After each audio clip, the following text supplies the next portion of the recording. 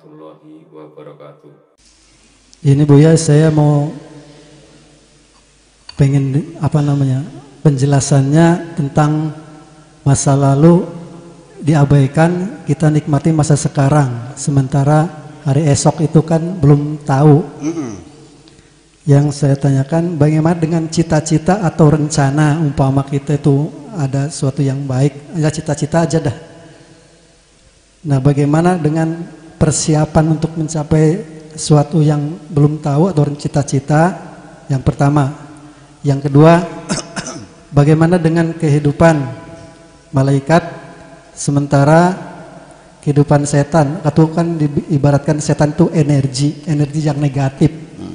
Kalau malaikat energi positif. Sementara diceritakan kalau setan itu katanya setiap beranak itu bajak, sementara tidak mati, lahir terus. Jadi kalau umpama kita diibaratkan energi negatif itu kan bertambah terus, Bu ya. Sementara malaikat belum diketahui istilahnya kehidupannya apakah beranak atau tidak. Jadi sementara energi positif itu berarti tetap. Itu aja. Wassalamualaikum warahmatullahi wabarakatuh. Ketika setan beranak di rumah sakit bersalin mana? Ada nggak yang jadi bidan?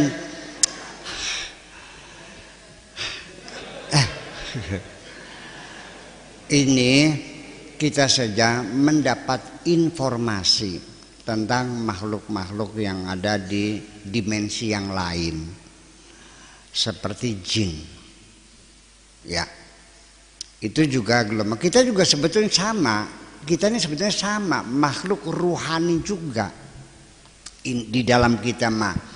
Cuman kan setelah Allah masukkan roh itu, wa nafakhtu fihi min ruhi, keruhanian kita ini dibungkus dengan jasad ini.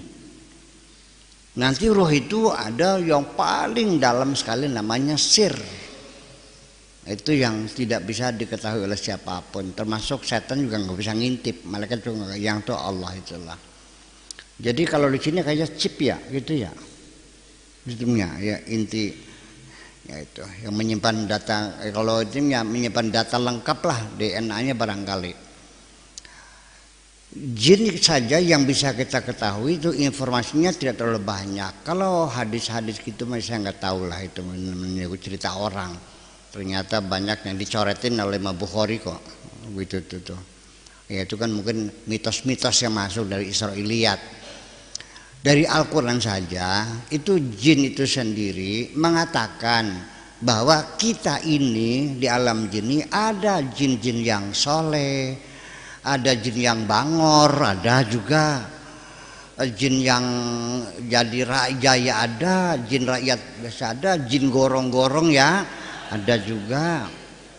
Nah, di sini orang yang punya khodam jin itu merasanya seperti hebat, padahal jinnya jin gorong-gorong. Kalau khodamnya jinnya jin raja ya pantas lah ya. Ya itu yang bisa ngambilin duit gitu kan gitu. Ini mah jin gorong-gorong mangan nganggur. Disuruh nggak bisa apa-apa kok jin gorong-gorong gembel di sananya. Nah itu info di mana? Minna salihuna wa minna duna dzalika kunna taraiqa qidada. Di antara kami ini ada yang saleh, wa minna duna dzalika. Ini bahasa jin. Ini bahasanya bahasa baik, bahasa positif semuanya. Jadi adanya soleh dan tidak soleh. Nggak ada kalimat jahatnya.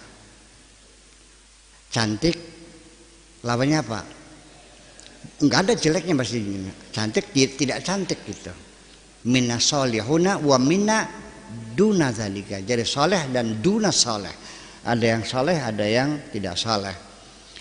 Wa kunna taraiqa qidada. Kita juga ada beberapa torekat-torekat, milah-milah, agama-agama yang bermacam-macam. Ada yang beragama Yahudi, agama Nasrani, agama Islam dan sebagainya. Dan torekat-torekat juga, dan mereka punya komunitas ya, anak beranak, ada rajanya, ada rakyatnya, itu jin. Nah kalau setan mah itu makhluk liar ya, artinya energi liar gitu. Kalau jin mah sudah merupakan punya dimensi tersendiri dan ceritanya banyak di dalam Al-Quran. Kalau setan bagaimana cara ininya itu betul-betul bergelombang liar. Jadi kalau gelombang liar itu apa ya? Jangkauannya panjang memang ya. Nah gelombang saja radio itu yang paling jangkauan panjang sekali itu adalah bentuk shortwave. Shortwave itu kalau kita mau mendengar berita dari BBC London itu nggak usah pakai satelit lagi, pasang anten juga kedengaran. Dari separuh dunia terdengar kok. Dia karena gelombangnya gelombang pendek ya, gelombang pendek itu artinya dia lentur, nabrak gunung ya naik, turun lagi, naik lagi gitu. Kalau modulasi kan tidak. Ya, nabrak gunung ya buyar hilang gitu bedanya. Makanya mereka itu ya keliling dunia begitu cepat. Ya memang dimensinya berbeda. Dan mereka juga punya jasad sama, tapi jasadnya jasad nurania juga, jasad dimensi juga. Nah kita juga nanti orang sudah meninggal, kita mengenali ini Kang Arif, ini Pak Edi, ini Kang Ibnu. Sekalipun kita tidak punya jasad, kenapa? Karena roh kita juga punya jasad. Itu. Adapun anaknya berapa yang nggak tahu dah kira-kira ya. Itu saya kira kalau tanya tentang jin nanti ada saya masih pernah sudah selesai kita baca ya. Apa Alamul Jin wa Syayatin tuh. Kita baca bulan puasa kita selesai. Saya kira bukan tempatnya kita bicara tentang setan dan jin di sini, nanti pada ketakutan pulangnya soalnya. Iya. Jadi gitu sajalah. Jadi artinya bahwa mereka berkembang biak dan berumur panjang, betul. Karena Allah mengatakan innaka minal mundharin, bahwa andirni ila yaumi yub'atsun, ya Allah berilah kami umur panjang sampai hari kiamat nanti. Kata Allah, oke, dikabulkan, engkau umurnya panjang, innaka minal mundharin. Jadi setan itu enggak mati-mati. Kalau jin mati enggak? Jin mati. Malaikat mati enggak? Malaikat enggak. Itu. Nanti matinya sekalian nanti di yaumul akhir nanti mati sekalian gitu. Tapi kita nggak usah khawatir bahwa populasi jin itu tidak akan pernah padat seperti kita. Ya, karena mereka punya dimensi yang berbeda. Bisa dipampatkan satu botol ini bisa berjuta-juta jin loh. Ya kan, karena dia gelombang sih. Nah, kembali lagi itu setan, jin, malaikat itu juga gelombang-gelombang yang sama, ini bersentuhan dengan rohani kita ini. Betul nggak? Pernah nggak Anda sendirian di kamar kos tiba-tiba nyahwat? Kadang-kadang lagi sholat lagi. Pernah nggak? Lagi sholat nyahwat? Terjadi nggak? Pernah ngalami nggak lagi sholat nyahwat? Jujur aja, jujur dah. Kenapa bisa terjadi? Itulah benturan gelombang-gelombang itu. Nah, tetapi kita nggak usah khawatir. Jadi biarkan mereka berbenturan, dan memang kalau itu tidak ada ya kita tidak ada apa-apanya. Kalau tanpa ada gelombang negatifnya, bagaimana bisa nyala? Ini lampu saja kalau negatifnya dicopot nyala enggak? Kalau positifnya nyala enggak? Jadi selagi itu masih positif negatif masih sering menghancurkan, maka lampu itu tetap menyala. Betul enggak? Nah, makanya jadi kalau masih ada pertarungan dalam dirimu antara kekuatan kebaikan dan keburukan, berarti Anda masih hidup. Betul enggak? Nah, itulah nanti saya kira begitu aja lah Kang Ahmad. Jadi nggak perlu takut terhadap populasi setan. Oh ya ini tentang apa namanya cita-cita. Buya tadi. Oh ya cita-cita. Begini aja. Nanti besok apa yang kau cita-citakan, ambil potlot, ambil kertas. 1, saya pengen jadi kiai. Tulis saya ingin jadi kiai.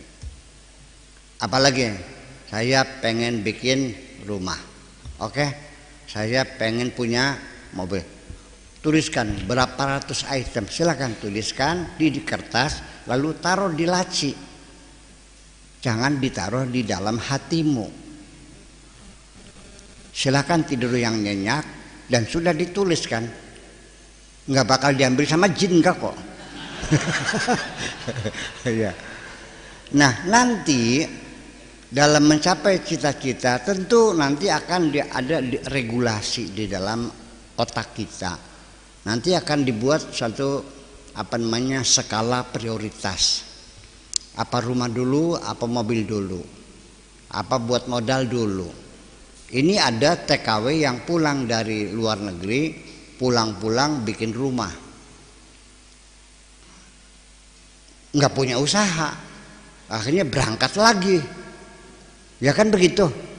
Pulang-pulang beli mobil, kapan mau hidup di dalam negerinya, menikmatinya? Sampai 15 tahun nggak pernah kumpul dengan suami, keburu tua dingin, nyalang kayak nake. Iya kan? Nah, tapi dengan skala prioritas, uang dari Taiwan tuh buat modal dulu, kan begitu? Buat usaha, baru sebagainya, rumah ngontrak dulu, ada skala prioritas. Jadi begini, semua tujuan yang banyak itu tidak mungkin engkau lakukan sekaligus, nggak mungkin dong. Saya mau ke Jakarta tapi juga ke Surabaya, mungkin nggak dalam saat yang sama saya ke Jakarta dan saya ke Surabaya. Nah, mana yang didahulukan, itulah makanya urgensinya itu berdasarkan skala prioritas. Umpamanya kita perlu baju, kita perlu makan, mana dulu? Ya makan dulu dong. Kalau makan nggak bisa ditunda. Kalau baju mah tahun depan juga bisa. Ada orang minta dua minta tolong. Yang satu minta tolong beli obat, yang satu minta tolong beli sepeda. Malah yang ditolong dulu. Nah ya gitulah kira-kira. Kawin dulu apa rumah dulu?